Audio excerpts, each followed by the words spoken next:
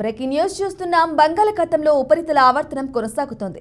దీని ప్రభావంతో రానున్న 24 గంటల్లో కోస్తా రాయలసీమలోని పలు ప్రాంతాల్లో భారీ వర్షాలు పడే అవకాశం ఉందని భారత వాతావరణ విభాగం తెలిపింది. ఉత్తరాంధ్ర, దక్షిణ ఒడిశా మీదుగా తూర్పు, పడమరగా ద్రోణి వ్యాపించినట్లు వాతావరణ శాఖ అధికారులు వెల్లడించారు. కోస్తా జిల్లాల ప్రజలు అప్రమత్తంగా ఉండాలని వాతావరణ శాఖ అధికారులు సూచించారు.